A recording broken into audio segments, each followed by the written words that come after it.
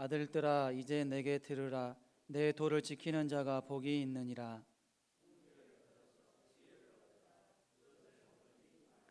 누구든지 내게 들으며 날마다 내 문 곁에서 기다리며 문설주 옆에서 기다리는 자는 복이 있나니.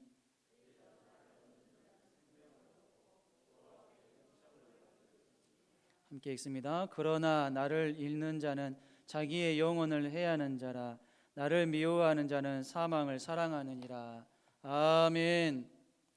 오늘 예배에 나오신 여러분 모두에게 하나님의 은혜와 복이 임하기를 간절히 소망합니다. 코로나19로 인해서 제약을 받는 것 많지만 그럼에도 불구하고 내가 믿음으로 할 수 있는 것 생각하면서 또 그것을 찾아서 그 일을 잘 감당할 수 있는 저와 여러분이 될 수 있기를 소망합니다. 오늘 말씀의 제목은 지혜를 얻으라입니다. 성경 66권 중에서 지혜서를 꼽으라고 하면은 욥기, 잠언, 전도서를 들 수가 있습니다. 그런데 그 중에서도 또 지혜서를 뽑으라 하면 잠언을 뽑을 수가 있죠. 잠언은 지혜서 중에서 지혜서다라고 말할 수가 있습니다. 왜 그럴까요? 잠언의 저자가 바로 솔로몬이기 때문에 그렇습니다. 물론 솔로몬이 잠언 전체를 쓰지는 않았지만 대부분의 잠언의 내용은 솔로몬이 썼습니다. 하나님께서 솔로몬에게 지혜를 주셨죠. 지혜의 왕 솔로몬이 쓴 글이 가장 잠언에 많이 담겨 있기 때문에 우리는 잠언을 지혜서 중에 지혜서라고 말할 수가 있는 것입니다. 하나님은 솔로몬에게 전무후무한 지혜를 주셨습니다. 역대하 1장 12절 말씀입니다. 그러므로 내가 내게 지혜와 지식을 주고 부와 재물과 영광도 주리니 내 전의 왕들도 이런 일이 없었거니와 내 후에도 이런 일이 없으리라 하시니라. 하나님께서 솔로몬에게 전무후무한 지혜를 주셨어요. 또한 솔로몬이 받은 지혜는 어떠한 지혜였는가에 대해서 열왕기상 4장 29절로 34절에서 구체적으로 잘 말씀해주고 있습니다. 하나님이 솔로몬에게 지혜와 총명을 심히 많이 주시고 또 넓은 마음을 주시되 바닷가의 모래같이 하시니 솔로몬의 지혜가 동쪽 모든 사람의 지혜와 애굽의 모든 지혜보다 뛰어난지라. 그는 모든 사람보다 지혜로워서 예스라 사람 에단과 마홀의 아들 헤만과 갈골과 다르다보다 나음으로 그의 이름이 사방 모든 나라에 들렸더라. 그가 잠언 3,000가지를 말하였고 그의 노래는 1,005편이며 그가 또 초목에 대하여 말하되 레바논의 백향목으로부터 담에 나는 우술초까지 하고 그가 또 짐승과 새와 기어다니는 것과 물고기에 대하여 말한지라. 사람들이 솔로몬의 지혜를 들으러 왔으니 이는 그의 지혜의 소문을 들은 천하 모든 왕들이 보낸 자들이더라. 하나님께서 솔로몬에게 특별한 지혜를 그 누구보다도 많이 주셨기 때문에 우리는 지혜에 대해서 생각할 때 반드시 솔로몬의 지혜가 많이 담겨 있는 잠언 말씀을 잘 묵상하고 살펴보아야 합니다. 잠언 말씀을 통해서 저와 여러분도 솔로몬의 지혜를 갖기를 원하고 바라고 기도합니다. 잠언은 어떤 책일까요? 잠언은 사람의 지혜와 교훈을 모아놓은 모음집이 아닙니다. 우리는 그렇게 생각할 수 있어요. 교훈집이다, 인간의 지혜를 모아놓은 책이다, 이렇게 생각을 할 수 있지만 그런 책이 아닙니다. 잠언이 사람들의 지혜와 교훈을 모아놓은 책이기 때문에 다른 성경책들에 비해서 권위가 떨어진다, 그렇게 말하는 사람들도 있습니다. 그러나 그렇다라고 해서 잠언을 사람의 지혜와 사람의 교훈을 모아놓은 책이라고 말할 수 없습니다. 만약 잠언이 사람의 지혜와 사람의 교훈만 모아놓은 책이라면 하나님께서는 분명히 잠언을 성경 66권에 포함시키지 않으셨을 것입니다. 잠언은 어떤 책일까요? 잠언은 성령의 감동을 받은 사람들의 지혜를 모아놓은 책입니다. 잠언이 성경 66권의 한 권으로 포함될 수 있었던 것은 잠언이 사람의 지혜와 사람의 교훈을 모아놓은 책이 아니라 성령의 감동을 받은 저자들의 지혜와 교훈을 모아놓은 책이기 때문입니다. 때문에 이 잠언에 기록된 지혜와 교훈은 하나님의 지혜와 교훈이다 라고 우리는 생각을 해야 합니다. 디모데후서 3장 16절, 베드로후서 1장 20절로 21절 말씀 함께 읽습니다. 모든 성경은 하나님의 감동으로 된 것으로 교훈과 책망과 바르게 함과 의로 교육하기에 유익하니 먼저 알 것은 성경의 모든 예언은 사사로이 풀 것이 아니니 예언은 언제든지 사람의 뜻으로 낸 것이 아니오 오직 성령의 감동하심을 받은 사람들이 하나님께 받아 말한 것임이라. 아멘. 지혜에는 두 가지 종류의 지혜가 있습니다. 먼저는 하나님의 지혜가 있습니다. 여기서 하나님의 지혜는 하나님께서 주신 지혜를 의미합니다. 잠언에는 이러한 하나님의 지혜에 대해서 여러 곳에서 언급하고 있습니다. 하나님께서 주시는 지혜는 어떤 지혜일까요? 첫째로 하나님을 제대로 알고 경외하는 것입니다. 이것이 바로 하나님께서 주시는 지혜입니다. 잠언 9장 10절입니다. 여호와를 경외하는 것이 지혜의 근본이요 거룩하신 자를 아는 것이 명철이니라. 할렐루야. 우리가 만약에 여호와를 경외하고 있다면 우리는 이미 하나님께서 주시는 지혜를 소유하고 있는 것입니다. 하나님께서 주신 지혜는 두 번째로 하나님께서 창조자이심을 믿는 것입니다.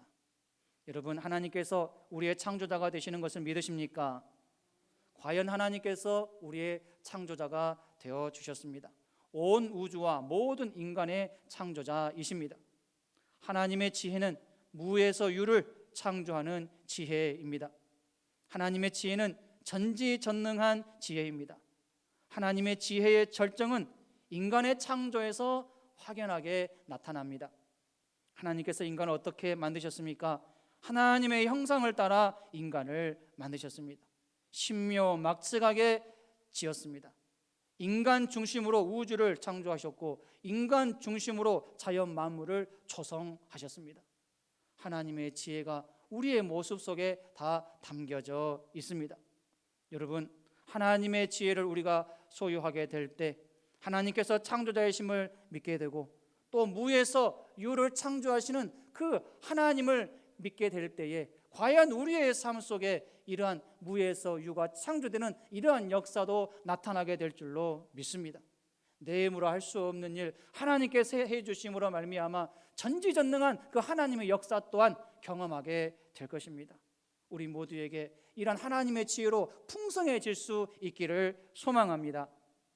서울대학교 물리학과 재원호 교수는 그의 칼럼에서 무에서 우주가 시작되었고 그 안에 나타난 그림자와 흔적을 통하여 창조주의 큰 지혜를 부분적이나마 알아가는 것이 인생일 것이다. 그럴수록 인간은 각자의 제한된 범위, 각자의 제한된 지혜를 벗어나게 되고 서로 다른 존재도 품을 수 있는 큰 마음을 갖게 될 것이다. 이렇게 말했습니다. 하나님께서 주시는 지혜는 또 무엇이 있을까요? 예수님이 곧 지혜의 근원이심을 믿는 것입니다. 잠언 8장 22절로 31절 말씀 함께 읽겠습니다. 여호와께서 그 조화의 시작 곧 태초에 일하시기 전에 나를 가지셨으며 만세 전부터 태초부터 땅이 생기기 전부터 내가 세움을 받았나니 아직 바다가 생기지 아니하였고 큰 샘들이 있기 전에 내가 이미 났으며 산이 세워지기 전에 언덕이 생기기 전에 내가 이미 났으니 하나님이 아직 땅도 들도 세상 진토의 근원도 짓지 아니하셨을 때에라. 그가 하늘을 지으시며 궁창을 해면에 두르실 때에 내가 거기 있었고 그가 위로 구름 하늘을 견고하게 하시며 바다의 샘들을 힘있게 하시며 바다의 한계를 정하여 물이 명령을 거스르지 못하게 하시며 또 땅의 기초를 정하실 때에 내가 그 곁에 있어서 창조자가 되어 날마다 그의 기뻐하시는 바가 되었으며 항상 그 앞에서 즐거워하였으며 사람이 거처할 땅에서 즐거워하며 인자들을 기뻐하였느니라. 아멘. 여기서 나라는 단어가 많이 나오는데 여기서 나는 누구를 가리킬까요? 바로 예수님을 가리킵니다. 예수님은 지혜의 근원이 되십니다. 예수님은 지혜 자체가 되시고 예수님은 지혜 자체이신 하나님이심을 믿으시기를 바랍니다. 하나님께서 주시는 지혜는 네 번째로 하나님의 말씀에 근거한 모든 생각과 말과 행동입니다. 항상 하나님의 말씀에 근거해서 말하고 또 생각하고 행동하는 것이죠. 이런 사람이 바로 하나님께서 주시는 지혜를 받은 사람입니다. 잠언은 하나님이 어떤 분이신지를 제대로 아는 하나님의 지혜뿐만 아니라 그 외에 여러 가지 삶의 지혜에 대해서도 말하고 있습니다. 어리석음에 대하여, 죄에 대하여, 선함과 재물과 가난과 언어 생활에 대하여, 자만, 겸손, 공의, 보복, 싸움에 대하여, 탐식, 사랑, 세욕, 게으름, 친구에 대하여, 이웃, 가정, 삶과 죽음에 대하여서 언급하고 있습니다. 이러한 모든 주제들은 인간관계에서 대두되는 거의 모든 교훈들이다라고 할 수가 있습니다. 잠언을 읽으면서 하나님께서 각각의 주제들에 대해서 어떻게 말씀하시는지를 잘 깨달아야 됩니다. 그리고 그에 합당한 생각과 말과 행동을 할 수 있어야 됩니다. 일반 세상 사람들이 이러한 주제들에 대해서 어떻게 말하느냐에 귀를 기울이는 것이 아니라 우리는 하나님께서 이러한 주제들에 대해서 어떻게 말씀을 하시는가, 거기에 귀를 기울여야 됩니다. 또한 우리가 이러한 주제들에 대해서 내 나름대로 가지고 있는 생각, 내 나름대로의 지혜, 거기에 우리가 집중하는 것이 아니라 하나님께서 어떻게 말씀하시는가, 때로는 이러한 부분들에 대해서 나는 이렇게 생각을 하는데 하나님 말씀을 보니까 이렇게 말씀을 하시는구나, 그렇다라고 하면은 내 생각을 내려놓고 하나님의 말씀을 따를 수 있어야 되는 것이죠. 항상 하나님께서 여러 가지 삶의 지혜에 대해서 어떻게 말씀하시는가, 이것을 살피고 그 말씀대로 살아갈 수 있는 우리 모두가 될 수 있기를 바랍니다. 사람마다 나름대로의 삶의 방식이 있어요. 그러나 내 나름대로의 방식대로 사는 사람은 하나님의 지혜로 사는 사람이라고 말할 수 없습니다. 오직 하나님께서 말씀으로 가르쳐 주신 그 방식을 내 방식으로 여기면서 그 방식대로 말하고 행동하는 사람이야말로 하나님의 지혜로 사는 사람이다 라고 말할 수가 있습니다. 미국 최대 강철 회사 사장 카네기가 후계자를 지명하려 하자 전 세계의 눈이 그에게로 쏠렸습니다. 회사 중역들 중에는 탁월한 사람이 많았기에 누가 후계자가 될 것인지 다 관심을 기울였습니다. 그런데 카네기는 많은 사람의 예상과 달리 쉬브라는 사람을 후계자로 임명했습니다. 전 세계가 놀랐습니다. 그도 그럴 것이 쉬브는 초등학교밖에 졸업하지 않은 사람이었기 때문입니다. 쉬브는 원래 이 회사 정원 청소부로 입사했습니다. 그런데 정원뿐 아니라 공원 안까지 말끔히 청소하는 모습이 눈에 띄어서 임시 청소부에서 정식 직공으로 채용이 됩니다. 그러다 사무원으로 승진한 그는 성실과 근면으로 빛을 발한 덕에 마침내 카네기의 비서로 발탁되었습니다. 이후에도 쉬브는 메모지와 펜을 들고 마치 카네기의 그림자처럼 뒤를 따라다니면서 글을 보좌했습니다. 카네기의 지시를 하나도 놓치지 않고 받아 적으려고 일일이 세밀하게 체크했습니다. 어느 날 카네기가 밤늦도록 사무실에 있다가 집에 가려고 나와보니 쉬브가 그때까지 자리를 뜨지 않고 있었습니다. 놀란 카네기가 왜 아직 퇴근하지 않았느냐고 묻자 쉬브는 사장님께서 언제 부르실지 모르는데 어떻게 제가 자리를 비울 수 있습니까? 라고 대답을 합니다. 이렇게 해서 쉬브는 카네기가 가장 신이 많은 사람이 되었고 결국 그의 후계자가 되어서 거대 기업의 경영권을 물려받았다고 합니다. 저는 쉬브라는 사람이 그리스도인인지 어떤 사람인지 정확히는 잘 모릅니다.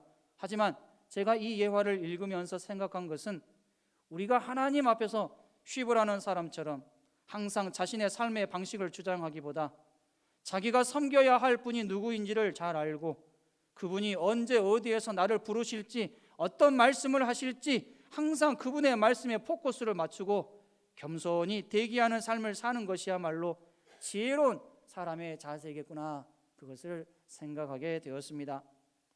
여러분, 이러한 하나님의 지혜, 하나님의 지혜대로 살아가려고 하고 하나님의 생각대로 하나님께서 말씀하신 대로 살려고 하는 우리 모두가 될 수 있기를 바랍니다. 지혜에는 하나님의 지혜가 있는가 하면 세상의 지혜도 있습니다. 세상의 지혜는 어떤 지혜일까요? 하나님에 대한 인식과 신앙이 없는 지혜입니다. 이러한 지혜는 세상 지혜입니다. 만물의 창조주여 통치자이신 하나님께 대한 인식과 신앙이 없는 지혜는 그 지혜가 아무리 우수하다 할지라도 그 지혜는 하나님 앞에서 미련한 지혜입니다. 수준이 낮은 세상 지혜에 불과할 뿐입니다. 잠언 1장 7절입니다. 여호와를 경외하는 것이 지식의 근본이오늘 미련한 자는 지혜와 훈계를 멸시하느니라. 지혜와 훈계를 멸시하는 사람, 어떤 사람이라고 그랬어요? 미련한 사람이라고 말씀하고 있습니다. 세상의 지혜만 머리에 가득한 사람은 자신이 섬겨야 할 분이 하나님이심에도 불구하고 그 하나님을 오히려 자신의 알량한 지식과 지혜로 판단합니다. 하나님까지도 자신의 지식으로 조종하려고 하는 이런 악한 모습이 있는 것이지요. 우리 모두는 하나님 앞에서 이처럼 미련하고 악한 자가 되지 않아야 하겠습니다. 우리는 하나님의 지혜를 얻어야 됩니다. 어떻게 하나님의 지혜를 얻을 수 있을까요? 잠언 8장 10절 33절에서 잘 가르쳐주고 있습니다. 함께 읽습니다. 시작.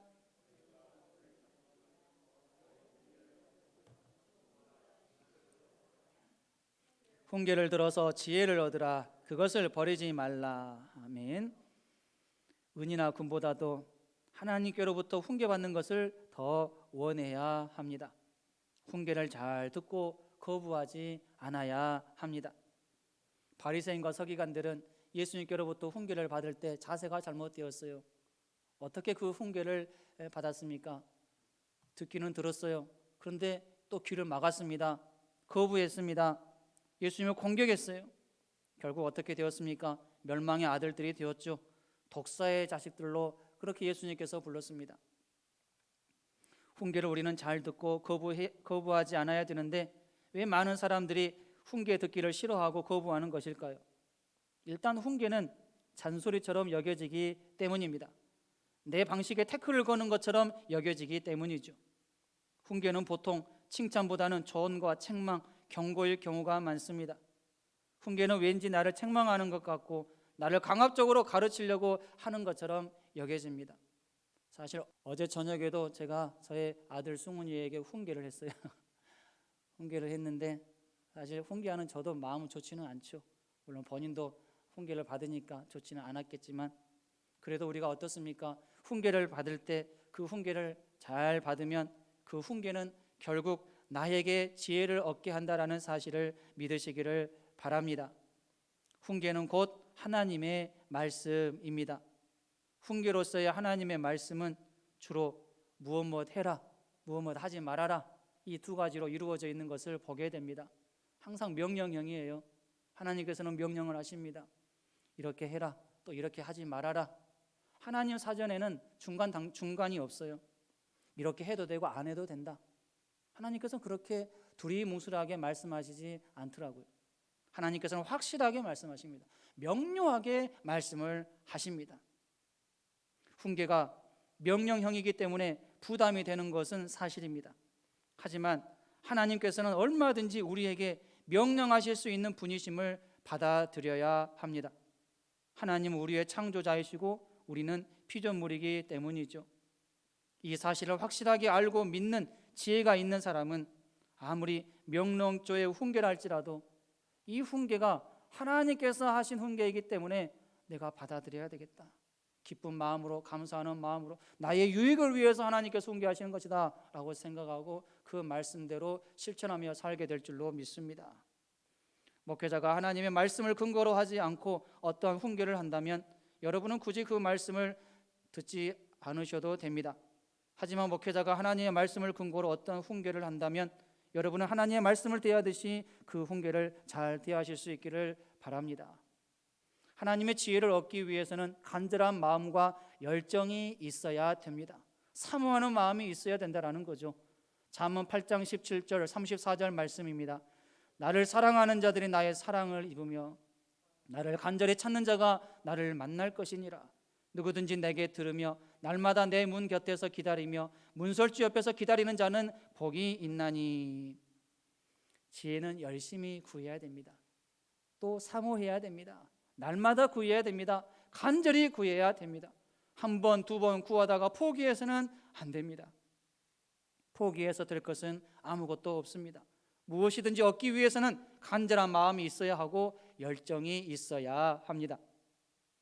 세상의 지혜를 얻기 위해서도 우리는 얼마나 공부를 많이 합니까? 얼마나 많은 돈과 시간과 열정을 들이면서 박사학위 따려고 노력을 합니까? 하물며 하나님의 지혜를 얻기 위해서는 우리가 얼마나 더 노력해야 하겠습니까? 세상의 지혜보다 하나님의 지혜를 더 못한 것으로 여기지 않기를 바랍니다. 오직 하나님의 지혜를 세상의 지혜보다 더 귀한 것으로 여기면서 간절한 마음과 열정으로 하나님의 지혜 얻기를 원할 때 하나님께서는 그 지혜를 우리 모두에게 허락해 주실 줄로 믿습니다. 제가 고등학교 2학년 때 다시 신앙생활 열심히 시작하게 되면서 이제 고등학교 3학년이 되고 그때 이제 수능 기간이 다가와서 이제 자율학습을 열심히 이제 많은 친구들이 하게 되는데, 자율학습 시간에 저희 마음속에 물론 공부를 해야 되는데 공부를 하려고 하는 마음보다는 어떤 마음이 많이 생겼냐면 성경 말씀을 많이 읽어야 되겠다, 이런 생각이 많이 들었어요.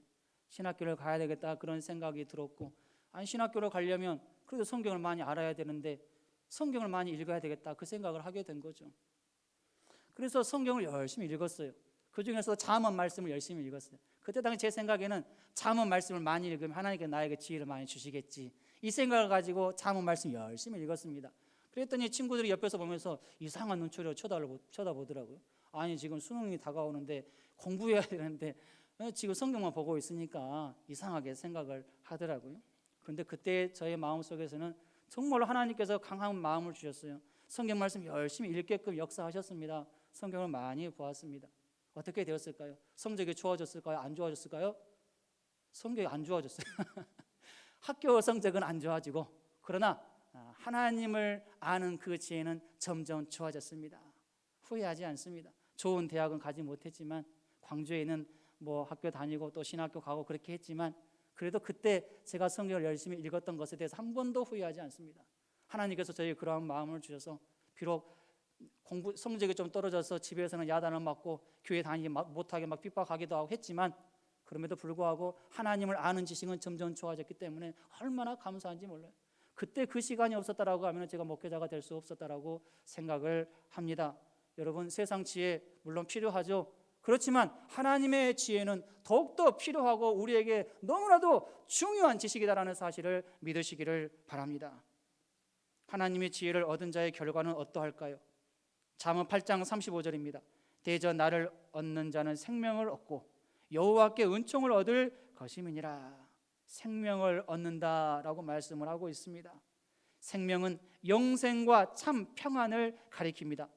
요한복음 17장 3절에 영생은 곧 유일하신 참 하나님과 그가 보내신 자 예수 그리스도를 아는 것이니이다. 잠언의 대주제인 하나님의 그 지혜는 얻으면 좋고 못 얻어도 그만이다 라는 식으로 대해서는 안 됩니다. 잠언에서 말하는 하나님의 지혜는 반드시 얻어야 되는 것입니다. 얻으면 살게 되지만 못 얻으면 죽는 생사의 문제인 것입니다.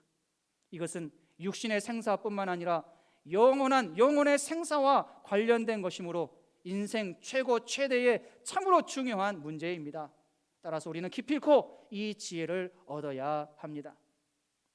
하나님의 지혜를 얻은 자는 여호와께 은총을 얻게 됩니다. 잠언 8장 18절 19절입니다. 부귀가 내게 있고 장구한 재물과 공의도 그러하니라. 내 열매는 금이나 정금보다 나으며 내 소득은 순음보다 나으니라. 부귀와 장구한 재물과 공의도 누구에게 있다라고 그렇게 말씀하고 있어요? 내게 있다. 하나님께 있다. 나의 지혜에 있다. 그렇게 말씀을 하십니다.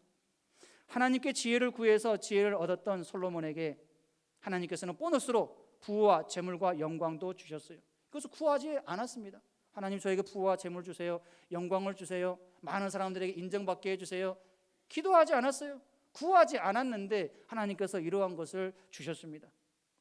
우리는 솔로몬이 하나님께 지혜를 구했을 때 지혜를 주셨다는 것에만 집중한 나머지 솔로몬이 하나님께 지혜를 구하기 전에 했던 일에 대해서는 잘 알지 못하고 별로 관심을 가지지 않을 때가 많습니다. 역대하 1장 6절에 보면은 솔로몬이 지혜를 받기 전에 했던 일에 대해서 나옵니다. 여호와 앞 곧 회막 앞에 있는 놋제단에 솔로몬이 이르러 그 위에 1000마리 희생으로 번제를 드렸더라. 1000번제, 1000마리 희생으로 번제를 드렸습니다. 솔로몬이 1000마리의 제물로 번제를 드린 시점은 언제일까요? 솔로몬이 왕으로 즉위한 후였습니다. 솔로몬이 왕으로 즉위한 후에 하나님과의 바른 관계 정립에 열심을 기울였습니다.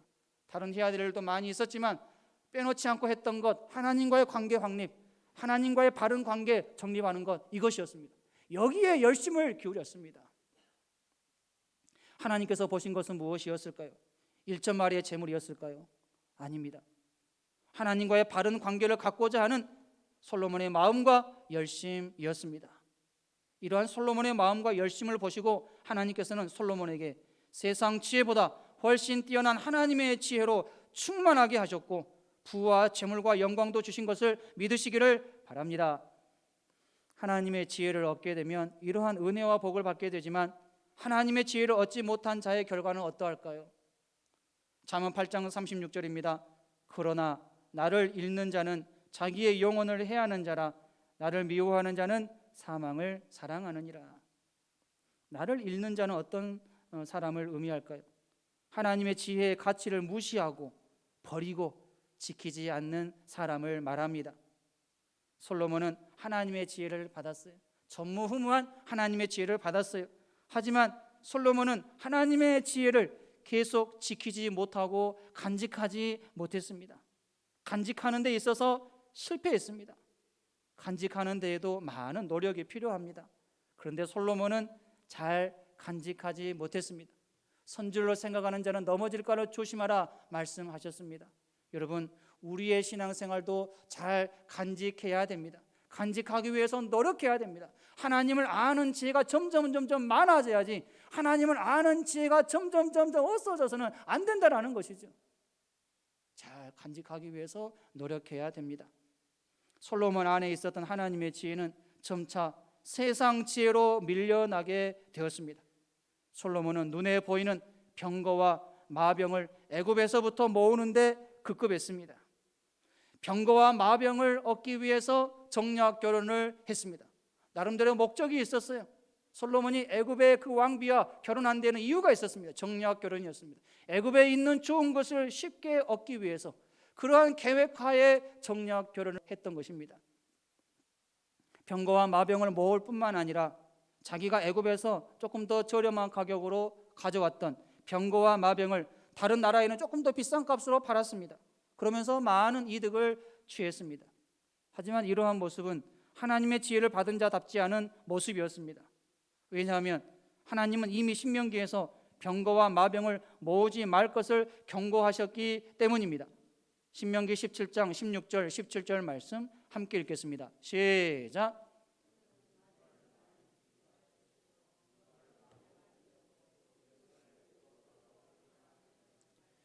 이는 여호와께서 너희에게 이르시기를 너희가 이후에는 그 길로 다시 돌아가지 말 것이시라 하셨음이며 그에게 아내를 많이 두어 그의 마음이 미혹되게 하지 말 것이며 자기를 위하여 은금을 많이 쌓지 말 것이니라. 너희들이 만약에 나중에 왕을 세워달라 이렇게 할 때 만약에 왕이 세워지게 되면 그 왕이 해야 될 일이 있는데 그것은 바로 병마를 많이 두어서는 안 된다. 그리고 많은 여자를 두어서도 안 된다. 그리고 은금을 많이 쌓아서는 안 된다. 왕이 해야 될 일, 하지 말아야 될 일에 대해서 하나님께서 이미 말씀을 하셨어요. 그런데 솔로몬은 이 말씀을 잘 지키지 않았습니다. 솔로몬의 마음에서는 이제 하나님은 여자와 우상에게 점점 밀려나게 되었습니다. 결국 어떻게 되었습니까? 자기의 영혼은 피폐해지게 되었습니다. 많은 여자를 취하고 많은 우상을 예루살렘에 들여놓은 것으로 인해서 그의 영혼은 점점 더 풍요로워진 것이 아니라 점점 더 삭막해졌고 피폐해졌습니다. 그래서 솔로몬은 말년에 헛되고 헛되다. 모든 것이 헛되고 헛되다. 내 나름대로는 눈에 보이는 거, 하고 싶은 거, 내 마음속에 원하는 모든 것을 다 해보았지만 지금 생각해 보니까 다 헛된 일이었다. 그렇게 한탄하는 그러한 내용을 우리는 접할 수가 있습니다. 아무리 하나님께서 주신 전무후무한 지혜를 가진 솔로몬이랄지라도 그 지혜를 잘 간직하지 못하고 잃어버렸을 때 더 이상 그의 삶은 하나님의 지혜로 지배를 받지 못하게 되면서 점점 사망의 길로 갈 수밖에 없다는 교훈을 깨닫게 됩니다. 이제 말씀을 정리합니다. 지혜에는 하나님의 지혜와 세상의 지혜가 있습니다. 세상의 지혜보다 하나님의 지혜에 더 관심을 기울이시기를 바랍니다. 하나님의 지혜는 하나님의 말씀에 담겨 있습니다. 하나님의 말씀을 더 가까이 함으로 말미암아 하나님의 지혜가 더욱더 많아지기를 바랍니다. 특별히 하나님의 지혜가 가득하면 가득할수록 우리의 말은 예수님처럼 말하게 될 것이고 우리의 행동에는 예수님의 모습이 나타나게 될 것입니다. 이 한 주간을 이러한 모습으로 살아가는 저와 여러분이 될 수 있기를 주님의 이름으로 축원합니다.